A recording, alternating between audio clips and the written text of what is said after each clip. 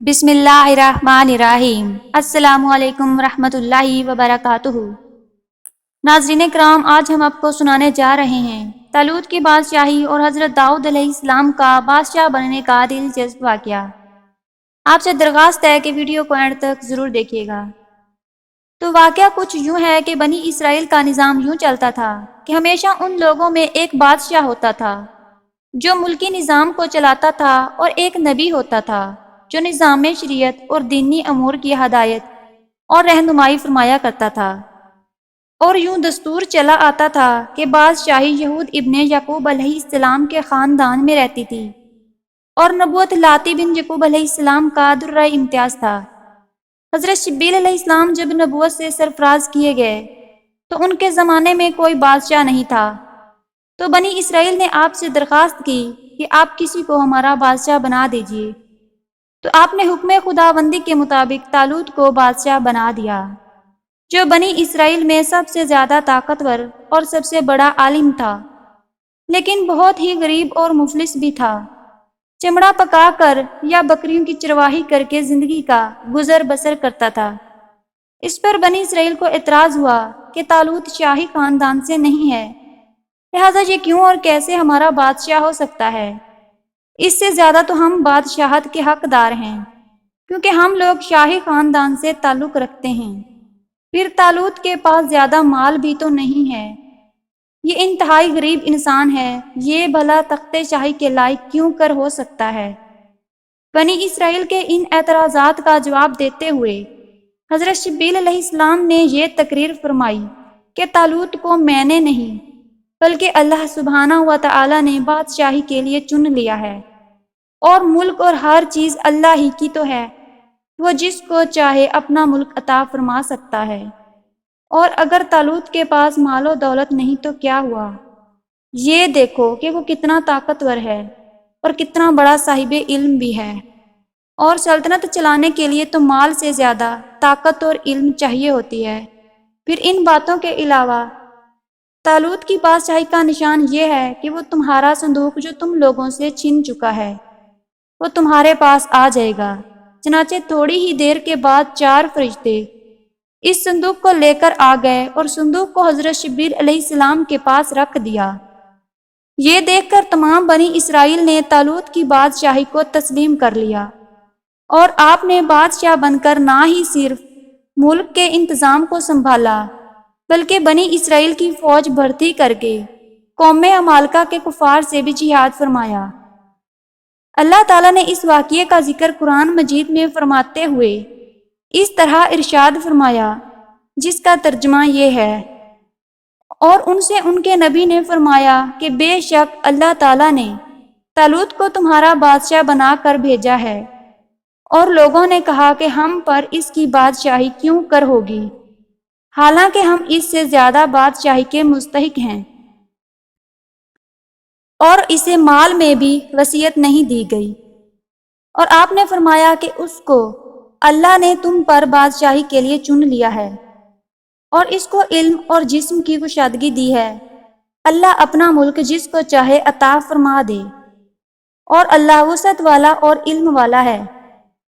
اور ان سے ان کے نبی نے فرمایا کہ اس کی بادشاہی کی نشانی یہ ہے کہ آ جائے گا تمہارے پاس وہ صندوق جس میں تمہارے رب کی طرف سے دلوں کا چین اور حضرت موسیٰ و حضرت ہارون علیہ السلام کے ترکہ کی بچی ہوئی چیزیں ہیں، جس کو فرشتے اٹھا کر لائیں گے۔ بے شک اسی میں تمہارے لیے بہت بڑی نشانی ہے، اگر تم ایمان رکھتے ہو۔ اس واقعے سے یہاں بہت سے مسائل پر روشنی پڑتی ہے۔ ایک بہت واضح درس یہ بھی ملتا ہے کہ اللہ کے فضل اور اس کی نوازش کی کوئی حدود نہیں ہے، وہ چاہے تو چھوٹے سے چھوٹے آدمی کو منٹوں میں بلکہ سیکنڈوں میں بڑے سے بڑا آدمی بنا سکتا ہے۔ حضرت طالوت ایک بہت ہی کم درجے کے آدمی تھے اور مفلس بھی تھے، مگر لمحہ بھر میں اللہ نے انہیں صاحب تخت و تاج بنا کر بادشاہ بنا دیا۔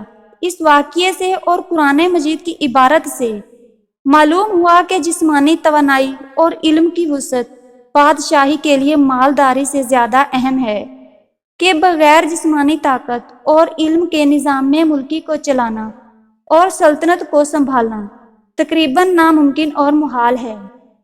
اس سے ظاہر ہوتا ہے کہ علم کا درجہ مال سے بہت بلند تر ہے۔ جب طالوت بنی اسرائیل کے بادشاہ بن گئے تو آپ نے بنی اسرائیل کو جہاد کے لیے تیار کیا اور ایک کافر بادشاہ جالوت سے جنگ کرنے کے لیے اپنی فوج کو لے کر میدان جنگ کی طرف نکلے۔ جالوت بہت ہی قد آور اور نہایت ہی طاقتور بادشاہ تھا۔ وہ اپنے سر پر جو لوہے کی ٹوپی پہنتا تھا اس کا وزن 300 رطل تھا۔ جب دونوں فوجیں میدان جنگ میں لڑائی کے لیے صف آرائی کر چکیں تو حضرت طالوت نے اپنے لشکر میں یہ اعلان فرما دیا کہ جو شخص جالوت کو قتل کرے گا میں اپنی شہزادی کا نکاح اس سے کر دوں گا اور اپنی آدھی سلطنت بھی اس کو عطا کر دوں گا۔ یہ فرمان شاہی سن کر حضرت داؤد علیہ السلام آگے بڑھے، جو کہ ابھی کم سن بھی تھے اور بیماری سے چہرہ زرد ہو رہا تھا، اور غربت و مفلسی کا یہ عالم تھا کہ بکریاں چرا کر اس کی اجرت سے گزر بسر کرتے تھے۔ روایت یہ ہے کہ جب حضرت داؤد علیہ السلام گھر سے جہاد کے لیے روانہ ہوئے تو راستے میں ایک پتھر اسے ملا اور بولا کہ اے حضرت داؤد علیہ السلام مجھے اٹھا لیجئے کیونکہ میں حضرت موسیٰ علیہ السلام کا پتھر ہوں۔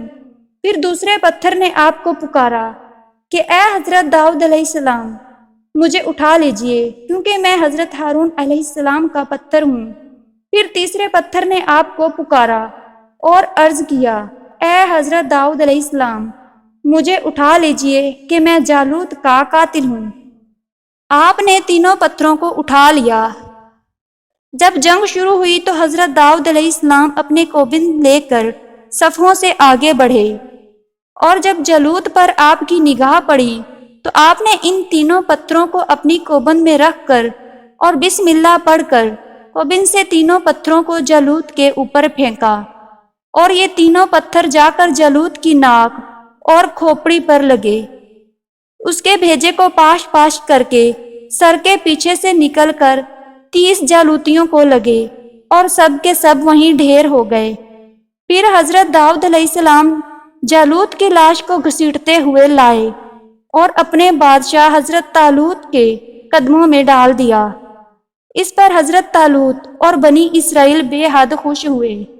جالوت کے قتل ہو جانے سے اس کا لشکر بھاگ نکلا اور حضرت طالوت کو فتح مل گئی، اور اپنے اعلان کے مطابق حضرت طالوت نے اپنی بیٹی کا نکاح حضرت داؤد علیہ السلام سے کر دیا اور اپنی آدھی سلطنت کا ان کو سلطان بھی بنا دیا۔ پھر پورے 40 برس کے بعد حضرت طالوت کا انتقال ہو گیا۔ یوں حضرت داؤد علیہ السلام پوری سلطنت کے بادشاہ بن گئے۔ اور جب حضرت شبیل علیہ السلام کی وفات ہو گئی تو اللہ تعالیٰ نے حضرت داؤد علیہ السلام کو سلطنت کے ساتھ ساتھ نبوت سے بھی سرفراز فرما دیا۔ آپ سے پہلے سلطنت اور نبوت ایک ساتھ کسی کو بھی نہیں ملی تھی۔ آپ پہلے مستحق ہیں کہ ان عہدوں پر فائز ہو کر 70 برس تک سلطنت اور نبوت دونوں کے فرائض انجام دیتے رہے، اور پھر آپ کے بعد آپ کے فرزند حضرت سلیمان علیہ السلام کو بھی اللہ تعالیٰ نے سلطنت اور نبوت دونوں عہدوں پر سرفراز فرمایا۔ حضرت داؤد علیہ السلام باوجود اس کے کہ ایک عظیم سلطنت کے بادشاہ تھے، مگر ساری عمر وہ اپنے ہاتھ کی دستکاری کی کمائی سے اپنے خورد و نوش کا سامان کرتے رہے۔ اللہ تعالیٰ نے آپ کو یہ معجزہ عطا فرمایا تھا کہ آپ لوہے کو ہاتھ میں لیتے تو وہ موم کی طرح نرم ہو جاتا، اور آپ اس سے زریں بنایا کرتے تھے اور ان کو فروخت کر کے اس رقم کو اپنا ذریعہ معاش بنائے ہوئے تھے، اور اللہ تعالیٰ نے آپ کو پرندوں کی بولی بھی سکھا دی تھی۔ حضرت طالوت کی سرگزشت کی طرح حضرت داؤد علیہ السلام کی مقدس زندگی سے بھی ہمیں یہی سبق ملتا ہے کہ اللہ تعالیٰ جب اپنا فضل و کرم فرماتا ہے تو ایک لمحے میں رائی کو پہاڑ اور ذرے کو آفتاب بنا دیتا ہے۔ اور حضرت داؤد علیہ السلام ایک کم سن لڑکے بھی تھے جو خود بھی ایک غریب باپ کے بیٹے تھے، مگر اچانک اللہ تعالیٰ نے ان کو کتنے عظیم رتبے پر فائز کر دیا۔ اس سے بڑھ کر بلند رتبہ انسان کے لیے ہو ہی نہیں سکتا۔ امید ہے آپ کو ہماری آج کی ویڈیو پسند آئی ہوگی۔ اگر ویڈیو پسند آئی ہو تو اسے لائک اور چینل کو سبسکرائب ضرور کیجیے گا۔ ملتے ہیں آگے کسی اور اچھی ویڈیو میں، تب تک اپنا خیال رکھیے گا۔ فی امان اللہ۔